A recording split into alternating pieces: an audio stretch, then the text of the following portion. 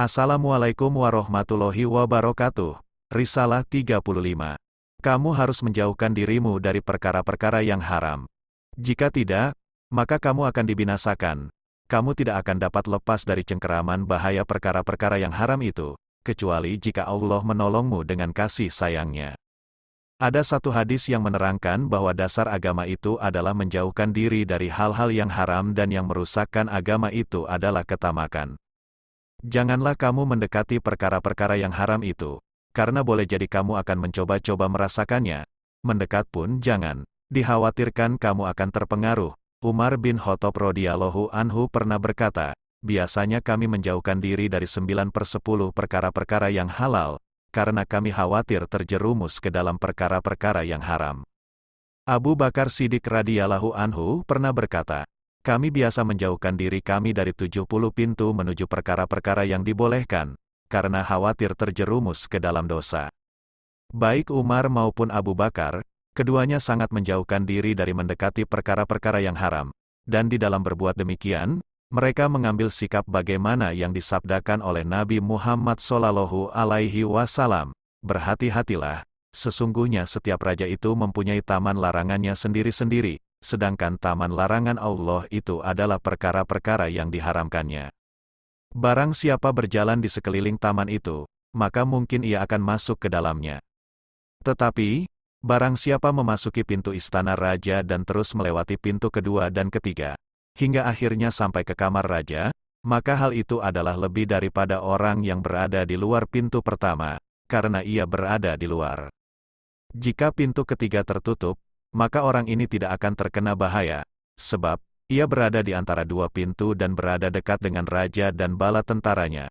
Sebaliknya bagi orang yang berada di luar tadi, jika pintu pertama itu tertutup, maka tetap saja ia berada di luar, tanpa tempat berlindung dan mungkin ia akan dimakan binatang buas atau dibunuh musuh. Begitu pula halnya bagi orang yang patuh kepada Allah dan mengikuti jalan Allah. Kemudian, jika pertolongan kekuasaan dan karunia-Nya diambil darinya, ia terputus dari pertolongannya, tetapi ia masih tetap menjalankan hukum-hukumnya, maka apabila ia mati, ia masih berada dalam ketaatan dan menyembah kepada Allah, lalu segala amal baiknya itu akan menjadi saksi baginya. Lain halnya dengan orang yang tidak menjalankan kewajiban-kewajibannya terhadap Allah. Jika Allah tidak menolongnya, hawa nafsu kebinatangannya menguasainya, dia terus melakukan perkara-perkara yang haram, keluar dari hukum-hukum syariat Allah. Ia terus menjadi sekutu setan yang dikutuk Allah dan ia jauh dari jalan yang lurus dan benar. Maka jika ia mati sebelum bertobat, ia akan termasuk dalam golongan orang-orang yang merugi, kecuali jika Allah mengampuni dan memberinya rahmat. Oleh karena itu, orang-orang yang menjalankan kewajiban berada dalam keselamatan dan orang-orang yang tidak menjalankan kewajiban berada dalam bahaya. Risalah 36, jadikanlah hidup setelah mati itu sebagai uang modal kamu dan hidup di dunia ini sebagai keuntungannya. Pergunakanlah waktumu, pertama-tama untuk hidup setelah mati. Jika ada waktu yang lebih, maka pergunakanlah waktu itu untuk kehidupan duniamu. Janganlah kamu menggunakan hidupmu di dunia ini sebagai uang modal dan hidup setelah mati sebagai keuntungan, di mana kamu memanfaatkan waktu lebihmu itu untuk hidup setelah mati, di samping menunaikan sholat 5 waktu.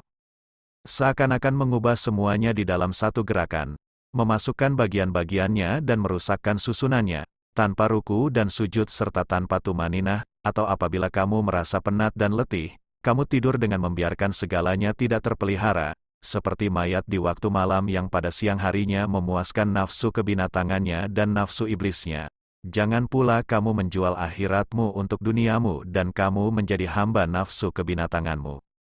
Kamu diperintahkan untuk menguasai hawa nafsu kamu dan membawa diri kamu ke jalan yang lurus dan benar.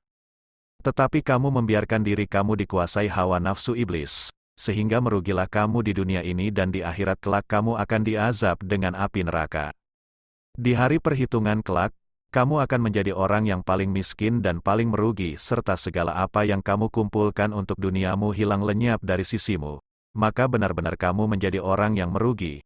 Sebaliknya jika kamu mengikuti jalan akhirat dan menjadikannya sebagai uang modal, maka kamu akan beruntung di dunia dan di akhirat. serta apa yang ditakdirkan untuk kamu di dunia ini akan datang kepadamu dan kamu mendapatkan keselamatan dan dihormati.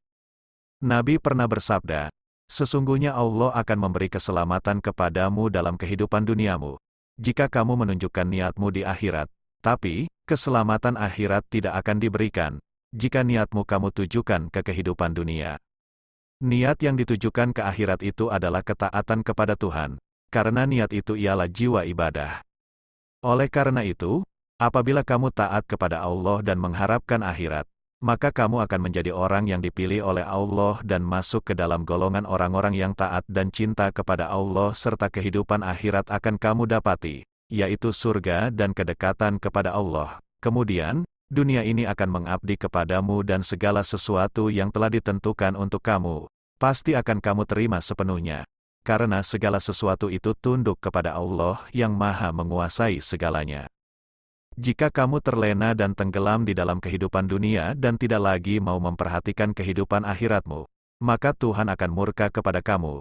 Kamu tidak akan mendapatkan akhirat dan dunia tidak akan takluk kepadamu.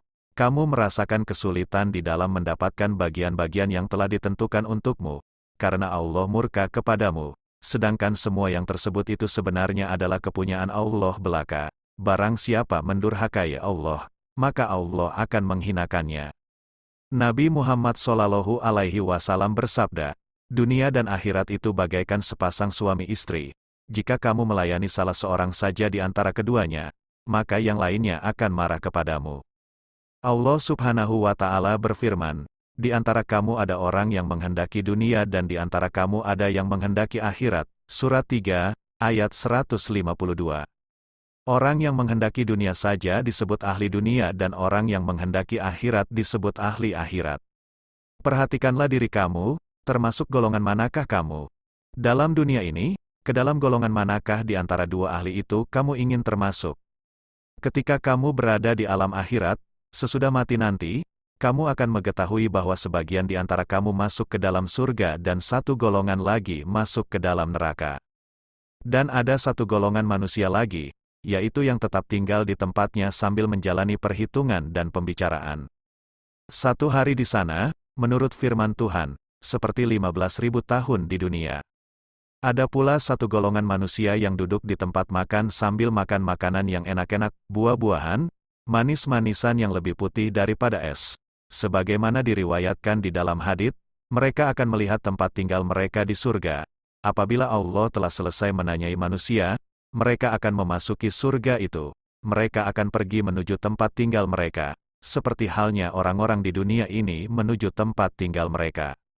Mereka yang memasuki surga itu adalah orang-orang yang meninggalkan dunia mereka dan berusaha mencapai kebahagiaan akhirat dan Allah. Sedangkan orang-orang yang malang adalah mereka yang tidak langsung menghiraukan akhirat dan yang menghabiskan masa hidupnya di dunia dengan hal-hal keduniaan saja serta bimbang dengannya. Mereka melupakan hari perhitungan mereka di hadapan Allah dan mereka tidak mau memperdulikan Al-Quran dan sabda-sabda Nabi.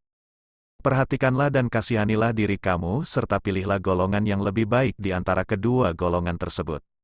Hindarkanlah diri kamu dari persahabatan dan pergaulan dengan orang-orang jahat atau setan. Ikutilah Al-Quran dan Sunnah Nabi. Perhatikan, pikirkan dan amalkanlah keduanya. Janganlah kamu terpengaruh oleh kata-kata kosong dan ketamakan. Firman Allah, apa saja harta rampasan yang diberikan Allah kepada Rasul-Nya yang berasal dari penduduk kota-kota, maka adalah untuk Allah, untuk Rasul, kaum kerabat, anak-anak yatim, orang-orang miskin dan orang-orang yang dalam perjalanan, supaya harta-harta itu jangan hanya beredar di antara orang-orang kaya saja di antara kamu. Apa yang diberikan Rasul kepadamu, maka terimalah dia, dan apa yang dilarangnya bagimu, maka tinggalkanlah, dan bertakwalah kepada Allah. Sesungguhnya Allah sangat keras hukumannya. Surat 59, ayat 7. Janganlah kamu menentang Nabi dan jangan pula kamu mengubah peraturan dengan berpura-pura pandai, baik dalam perbuatan kamu maupun di dalam beribadah. Allah berfirman, kemudian kami iringi di belakang mereka dengan rasul-rasul kami dan kami iringi pula dengan Isa putra Maryam. Dan kami berikan kepadanya Injil dan kami jadikan dalam hati orang-orang yang mengikutinya rasa santun dan kasih sayang. Dan mereka mengada-adakan rahbaniyah, padahal kami tidak mewajibkannya kepada mereka tetapi, mereka sendirilah yang mengada-adakannya, untuk mencari keridaan Allah. Lalu mereka tidak memeliharanya dengan pemeliharaan yang semestinya. Maka kami berikan kepada orang-orang yang beriman di antara mereka pahalanya dan banyak di antara mereka orang-orang fasik. Surat 57, ayat 27. Allah telah membersihkan nabinya dan menjauhkannya dari yang batil. Firman Allah, dan tiadalah yang diucapkannya itu, Al-Quran, menurut kemauan hawa nafsunya. Ucapannya itu tiada lain hanyalah wahyu yang diwahyukan kepadanya. Surat 53, ayat 3-4, dengan kata lain. Firman ini bermaksud, apa saja yang dibawanya kepada kamu adalah dari aku, Allah, dan bukannya dari dirinya atau hawa nafsunya. Oleh karena itu, ikutilah dia. Firman Allah lagi, pada hari ketiga tiap-tiap diri mendapati segala kebajikan dihadapkan kehadapannya, begitu juga kejahatan yang telah dikerjakannya. Ia ingin kalau kiranya antara ia dengan hari itu ada masa yang jauh, dan Allah memperingatkan kamu terhadap siksanya. Dan Allah sangat penyayang kepada hamba-hambanya. Surat 3, ayat 30. Jalan untuk menempuh kasih sayangnya itu adalah mematuhi sabda-sabda dan perbuatan Nabi. Nabi Muhammad SAW bersabda, berusaha itu adalah jalanku dan tawakal kepada Allah itu adalah keadaanku. Oleh karena itu, kamu harus berada di antara perbuatan dan keadaannya. Jika iman kamu lemah, maka hendaklah kamu berusaha, dan ini adalah perbuatannya, dan jika iman kamu kuat, maka pergunakanlah keadaan kamu, yaitu bertawakal kepada Allah. Allah berfirman, dan kepada Allah lah kamu patut bertawakal. Surat 5, ayat 26, Allah juga berfirman, dan barang siapa yang bertawakal kepada Allah, niscaya Allah akan mencukupkan keperluannya. Surat 56, ayat 3, selanjutnya Allah berfirman, dan sungguh jika kamu meninggal atau gugur, tentulah kepada Allah saja kamu dikumpulkan. Surat 3, ayat 158. Allah menyuruhmu untuk bertawakal dan berpegang teguh kepada Allah. Sebagaimana Nabi pun disuruh berbuat demikian. Nabi SAW bersabda, barang siapa berbuat sesuatu yang bukan dari perintah kami, maka perbuatannya itu tidak akan diterima. Hal ini mencakup kehidupan, perbuatan dan perkataan. Kita tidak mempunyai nabi lagi selain beliau yang harus kita ikuti dan tidak ada kitab selain Al-Quran yang harus kita patuhi. Oleh karena itu, janganlah kamu melanggar keduanya. Jika tidak, maka kamu akan mendapatkan kehancuran dan kamu akan dipimpin oleh hawa nafsu kebinatangan dan iblis yang membawa ke jalan yang sesat. Allah berfirman, dan janganlah kamu mengikuti hawa nafsu, karena ia akan menyesatkan kamu dari jalan Allah. Surat 38, ayat 26. Keselamatan itu terletak pada kitab Allah dan sunnah Nabi, sedangkan kerusakan akan datang, jika kamu menyimpang dari keduanya. Dengan Al-Quran dan sunnah Nabi itulah maka si hamba dapat naik ke derajat wilayah, badaliyat dan hautsiyat. Wallahu a'lam bisawab. Bersambung ke risalah berikutnya. Wassalamualaikum warahmatullahi wabarakatuh.